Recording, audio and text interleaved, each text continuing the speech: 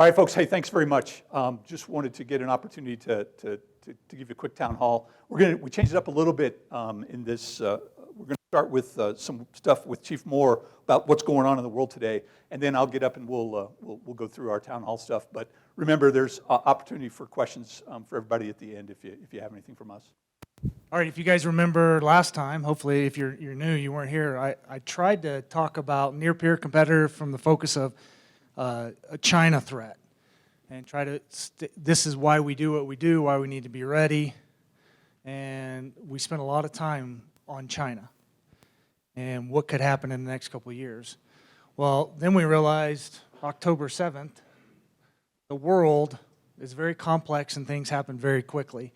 And I think it's important, especially as military members, to remember our job is try to be strategic, think about who our enemy is, what's going to happen, be prepared for certain possibilities that our country may ask us to go do.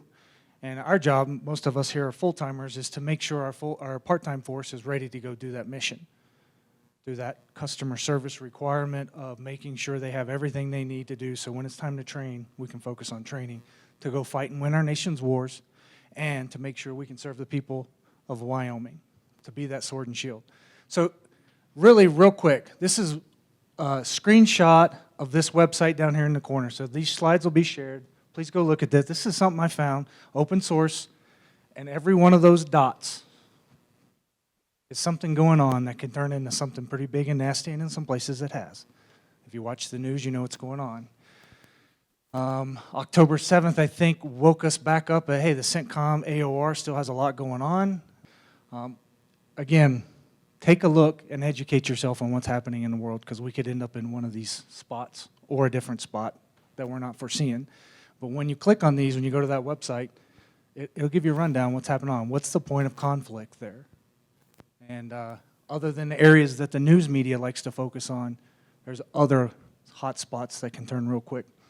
And then not to mention the thing we can't forget, especially as guardsmen, you know, there's no orange spot on the United States of America there, but we know something could happen really quick here in this country that we're going to have to step up to.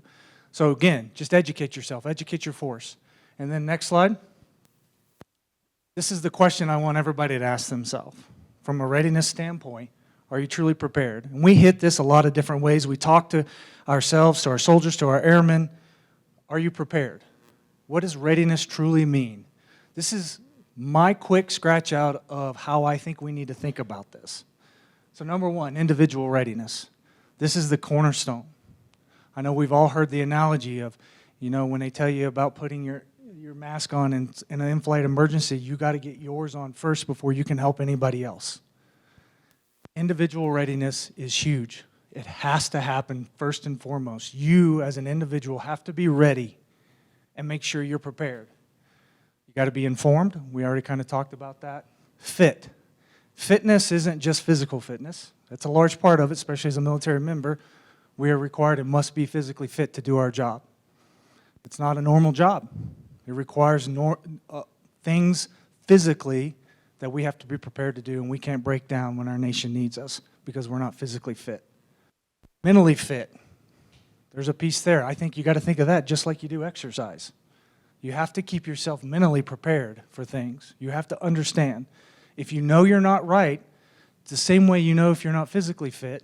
You got to go to the gym. You got to work out. You got to lift some weights. You got to run, right? Well, if you know something's not going right, we have so many resources and things available to go, hey, I need to get something squared away here. I'm not mentally in the right space. You have to make sure that you're doing that because you're going to break down just like you would if you physically broke down your body. Your mind is attached there too. Spiritual, this one, I know this means different things to different people. And how I break this down for folks, make sure you know who you are, how you obtain your goals in your life and what you want out of your life. A lot of people go through the spiritual route on this one, and if that's what you do, make sure you understand that. But either way, that we all have a spiritual component to ourselves and to our fitness through that aspect. And then the other thing I think we miss out a lot, especially social.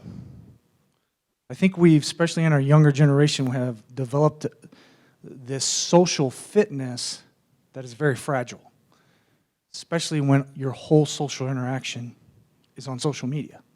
If all your friends and all the interaction you have with people is through social media, that is an extremely fragile environment, especially with our young folks, and that may be how they've grown up and the way they understood things.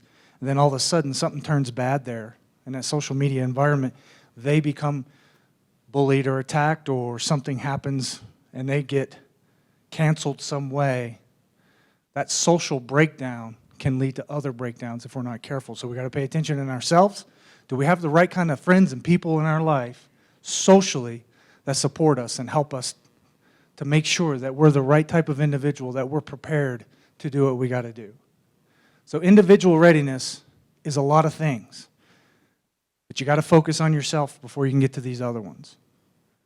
I'll jump over to family readiness. This one, especially as a military member, if you've been around for a while, your family's figured it out, and they've probably figured it out through the school of hard knocks. Sorry, family and children, I'm going to miss this event or this thing because I have military responsibilities. And your family learns over time.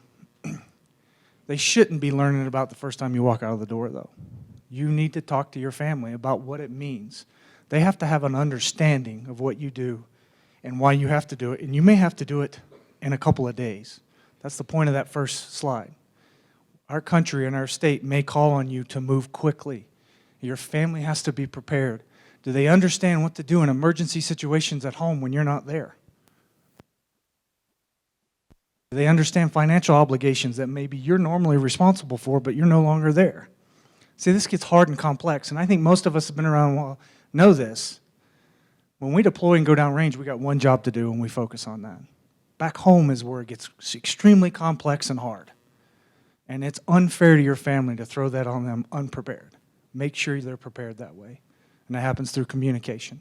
Communicate, communicate, communicate. And if they don't understand it, I recommend you to get them to understanding it. And I'm not saying they have to love it all the time. They do have to give up a lot for you to serve. But you owe them that communication. Military readiness. So this is a whole different ball game, and we talk about this a lot through a lot of different ways. But I go back to what I said earlier. We're all here to make sure that the Wyoming formations that we're responsible for can get out and go do the mission that our nation requires or our state requires. So I'm a pointy end backwards guy. What is the pointy end responsibility of what we do? Can we do those things? Are we trained to do those things? Are we trained and qualified in the timelines and the places we should be? Did we get a new assignment? Did we change jobs? Do we understand our job like we're supposed to? That's a big burden on us as we move around and do these things. So make sure we're doing that. Do we have our medical readiness squared away? Something as simple as a dental exam can go awry. You guys know that. All of a sudden we lose 10% of a primo because people didn't take care of their dental readiness correctly. It happens. Do we have the right equipment? There's so many times we're doing battlefield circulation and we find out that the soldiers and airmen didn't get the right equipment they needed to go do the pointy end of their job. And we could have fixed that really quick, but it's not really a priority right now because we have this other closer target. We lost our priority there. The equipment matters. Our folks need to be equipped with the right kind of stuff, and if they're not, we need to speak up. An employer, for our drill status folks, MDay and DSG, does your employer understand what your military readiness requires? Make sure they're aware. You owe that to them.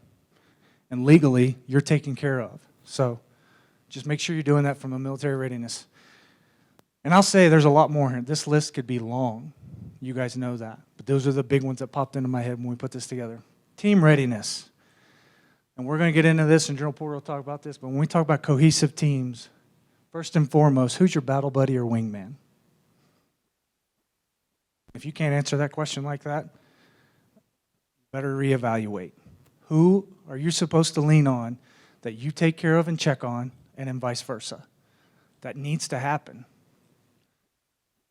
You need to make sure that your folks have that. If you're a leader, make sure that's an expectation. On the reverse of that, make sure your leaders understand your expectation of them. Subordinates, nothing makes me more upset when I find out that a soldier airman is not getting taken care of by their leaders. And a lot of times, it's not intentional. It's because we got busy and we got focused on stuff that at the end of the day didn't really matter to that pointy end, which that soldier or airman is the pointy end, and we lost sight of what they needed. And we need to make sure that we're focused on them. And then mission accomplishment. This is the one I'll finish with. Something that always frustrates me as an NCO. When I go up to somebody and we're trying to get something done, and I hear, well, I got my part done. My part's finished. I did what I was supposed to do. But did we accomplish the mission? Is the mission in jeopardy? The answer is no. Then I don't care how good your part is. We all own mission accomplishment. You're in your piece and you think you're good, and you can make fun of the person to your left and right because their stuff's a mess. Guess what? That's all mission failure for all of us. A mission accomplishment is something that's owned throughout the force, all the way to the bottom. Now, it ends up being at the top where we get ourselves, where we can make examples of people, but it usually starts at that pointy end where somebody said, my stuff was good, and I knew their stuff wasn't right, but I didn't care about that, and we had mission failure. So please understand that. These are the things we have to be truly prepared for quickly. You know, you've heard the term, can we fight tonight? Now, we're not always a fight tonight force. We're not built for that. But we may be a fight in a couple of days force, next week force, hopefully next month force if we got time. But man, it sure would be nice if all these things were taken care of right now today so we don't have to worry about them when we go do what our nation bids us. So again, stay smart, stay focused, make sure you're on all these things. And I tell you, it's constant. We all struggle with them. Nobody's perfect. We have to go back and reevaluate and check ourselves and ask questions of ourselves and our teams a lot. It's just the way it works. If it was easy, anybody would do it, right? So that's what I wanted to give you today. Hopefully I was a good setup, man, for General Porter, and he'll be a lot more entertaining than I am. That's all I got. Thank you.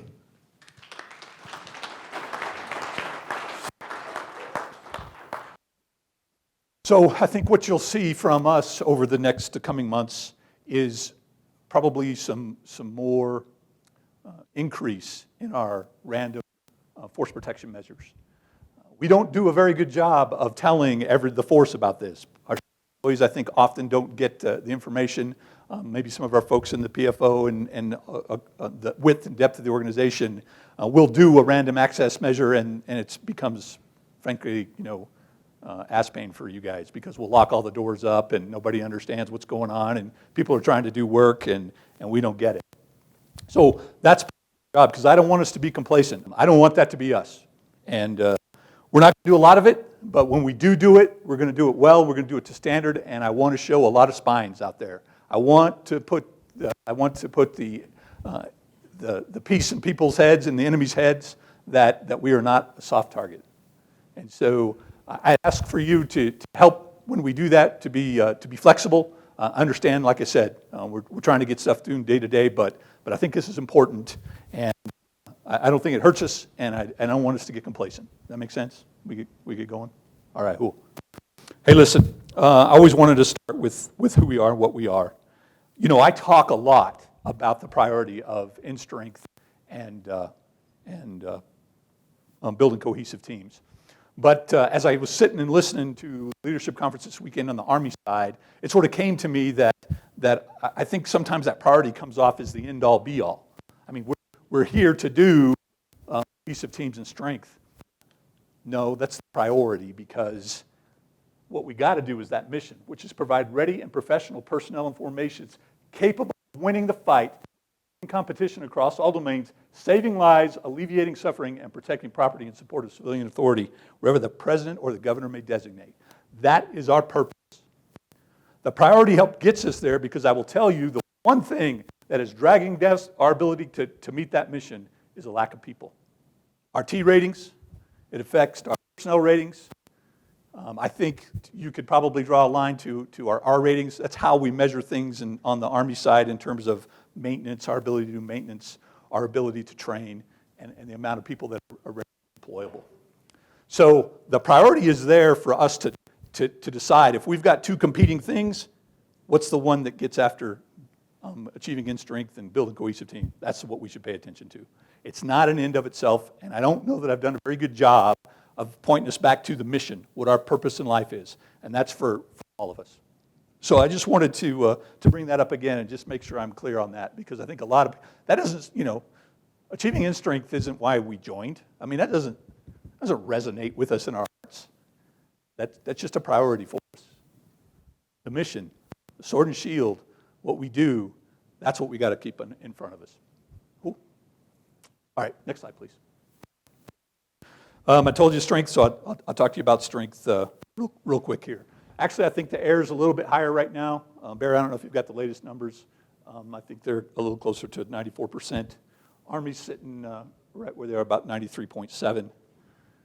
Army was plus 18 in their accession mission last year. The air was minus 12. So I don't know if the Army stole, the 12 from the air, or if how that happened. But as an organization, we came out about where we wanted to be. But really, my thanks to the recruiters on both sides. Thank you very much for helping us get there. And thanks to the leadership teams for the retention efforts. Our rolling retention effort on the Army side is just a little short of 9%. We're keeping a lot of folks. Air's sitting at about 10%.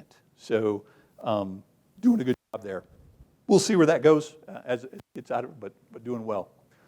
Our mission on the Army side this next year is 169 accessions, and the air will be 150. So that's what we're going to get after. Cool.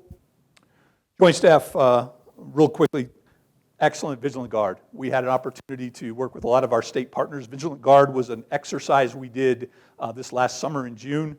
Probably a once-in-a-lifetime exercise for us, but the whole state was involved. It was the worst day you could probably have in a state. We had tornadoes, we had floods, we had mass shootings, we had everything happening at once, and we really stressed the first responders and the Joint Staff and Department of Homeland Security trying to get all of that put together. Excellent exercise. We learned a lot of lessons from it, and I think we're better off for doing it.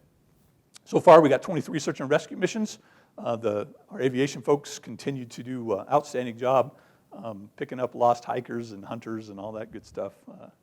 And really, now we're focused on winter storm because I think it's going to be a wet, cold winter. See how that goes.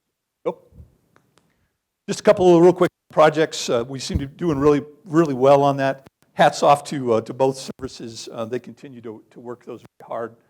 Security Forces Squadron building is up, good to go. Combat Arms building right next to it is about 65% complete, getting after it. Vehicle maintenance, aerospace ground equipment, we got design on that, so I think we'll get her done. The last big one is the main gate, I think on the air side, and we're working that one. I think we are going to take some time and kind of look at what we need to help us get ready for J's, but we'll see where that goes.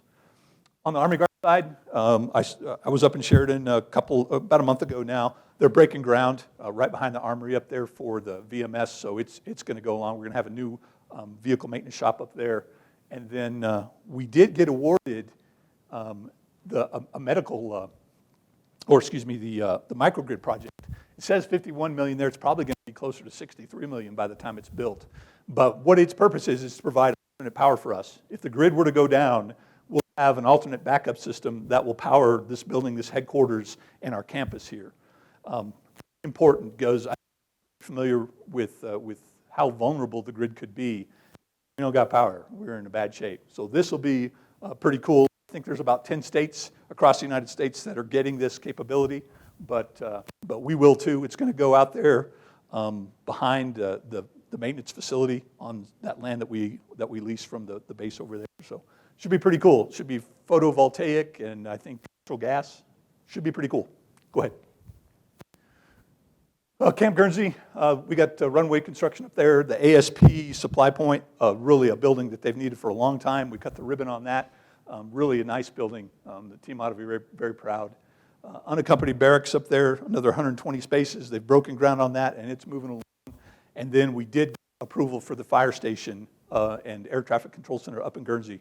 So we'll start building that here, starting at April of this year in '24. So that'll be pretty cool. They got a lot of neat fire trucks up there that have to sit out in the open. So that's not a good deal. Go ahead. Hey, listen, I wanted to talk real quick on the sexual assault report. It's a report I have to provide the governor every year. We do that. I think we're in a pretty good spot. Just very quickly, we had 11 reports this last year. 7 of them were from this year, from 23. 1 was from 21 and 3 from 20. 5 of those were unrestricted, which means that local law enforcement in the chain of command had some visibility of it, and 3 on the Army Guard side and 2 on the Air National Guard side. 2 of those cases initially had identified Wyoming perpetrators.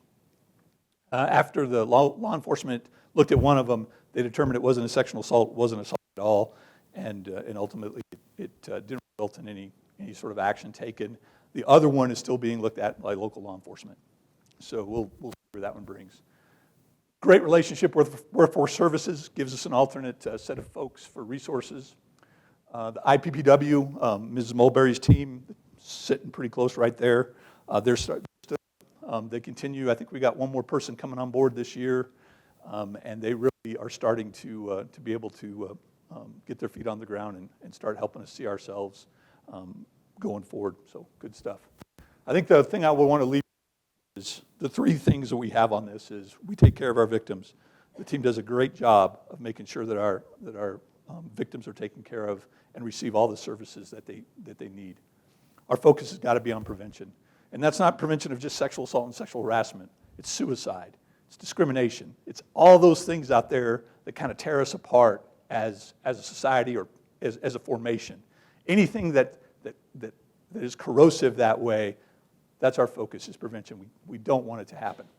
And then lastly, if you can't meet the standards of our profession, our organization, then we need to hold you accountable and have you go. Just wanted to go really quick, interview purchases, and I just wanted to point, give the services. In this case, it's primarily an Army audience. Nice job, Colonel Alkire and the team, Jason, all the folks in the PFO, executing some year-end dollars. Over $2.4 million got executed in the last bit. 1.36 took about 3 hours and 17 minutes, and you guys tell me, but I think they were down to the last 7 seconds to hit the computer to execute some dollars. Yeah, I mean, it was literally seconds left to get this done. Yeah, it was pretty wild. So my hat's off to the team for getting that done, because you made a significant impact to soldiers and airmen and our employees with what you did. And I'll tell you, that's exactly what we want. I want the wing commander and I want the Army chief to be really stressed at the end of the year to wonder if we're going to have enough money to get there, because that means we're executing to the very level, the very edge of our ability. So I want them to be freaked out, and you were, so I appreciate it. So thanks for, yep, and we'll keep after that. So good job. But hey, nice job to the team. Way to go. There's a lot of states out there that don't do this kind of work, and we got to reap the benefit of that. So nice job, everybody. Cool. Hey, wanted to give you a quick heads up of what we're doing legislative-wise. So we had some interim topics here. One of them was on the veteran side of House. We thought about how could we improve the veterans experience out there at our community colleges across the state. Marty Martinez has a really great model at the University of Wyoming. He's doing great stuff, but what about the rest of our institutions in the state? Is there something that we could do? So as at least an initial step, we're going to Community College Commission is going to add a position to their budget that's going to get after going around and making sure they can improve the veteran experience at our community colleges. So I think we got more work to do there. That's in Mr. Shepard's wheelhouse, but this is our first step, and we'll see how it goes. We got 2 bills that we've got that are committee bills that came out. It's going to be a budget session this year, so it's only about 20 days long. It takes a lot to get a non-budget bill through the legislature, so we really tried to keep it small. So we came out with basically 2. The first one is a retrocession of military jurisdiction. What that means, and you guys, F.E. Warren right now has exclusive jurisdiction on everything that's on their base. So if they have an incident with a juvenile that's got a legal issue, there's not really much, there's no method for them to prosecute or help or assist or anything over there. We really need to be able to have concurrent jurisdiction so that they can give that to local law enforcement so they can help them out. So this bill does that. So originally, the governor of the state of Wyoming gave jurisdiction to F.E. Warren, and it's been exclusive. Now we want a little bit of it back. There's other things that we get to do that the city of Cheyenne can help build a parking lot. You guys may have heard about that over there next to where the golf course sits right now. But until we get that jurisdiction thing figured out, we won't be able to do it. And then we got emergency fire suppression. It establishes a count for us so that we can reimburse local firefighters much quicker for when they have to come help us fight fires. Cowboy Challenge, as you know, I closed that program down due to what I felt was undue risk to the cadets last year. As we were looking to see how we stand this program up again, we came up with a bridging strategy to refer those Youth Challenge cadets to other state programs. So we had a couple of cadets in Nevada's program this last class. They're going to graduate here the first part of December. But we wanted to put that into law that we could refer cadets to that program. That bill didn't make it out of committee, so we won't have a referral program going forward after certainly the 30th of June of this year. But in effect, after this class graduate, those two graduate, we won't refer any more kids. There is potential out that Youth Challenge will come back as a residential program in the future. There's some work going through potentially on the building commission about doing a study. That's all budget related. Budget hasn't been published yet, so I don't know where that sits. So right now, I think if I were to just tell you, I don't think Youth Challenge is going to be in existence for us for at least a few more years. State budget on positions, I'm asking for 4 positions this year. Most all of them are really in Mr. Shope's office and Mr. Shepard. Benefits supervisor, grants and contract administrator, those will go to his. Building and grounds supervisor up at the cemetery, and then a deputy director for the Veterans Commission. So again, don't know if we'll get those or not, but that's what I've asked for. Civil Air Patrol got some money for more of their hangars. I'm looking for some marketing funds to kind of fill the gaps. So really we get after some of the things that we can't do on the with federal dollars. And then lastly, we have the National Guard Museum we have down there, but I don't have a full-time person to do it, so I'm going to ask for some contractor money so I can hire somebody to do that for us. All right, go. Hey, listen, before I turn it over to your questions, this is just what I ask you at the end of the day.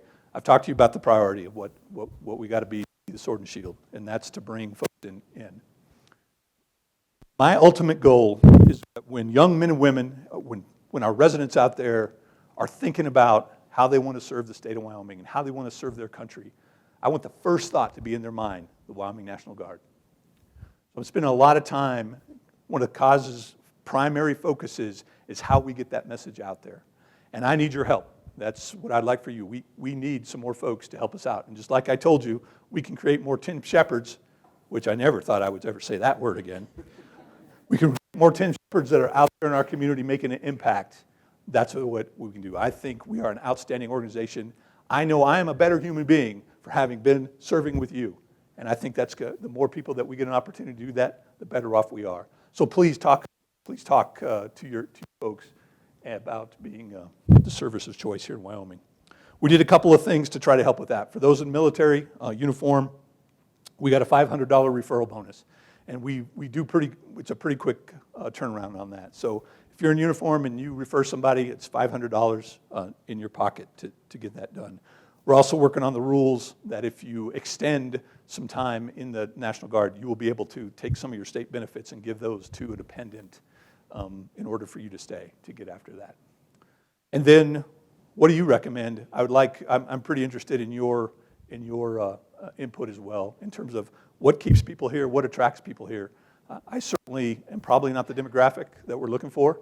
58-year-old men is not what we need to attract here. So what's a better incentive? What's a better stuff to come in that gets us there? You saw all those orange dots on the threat side.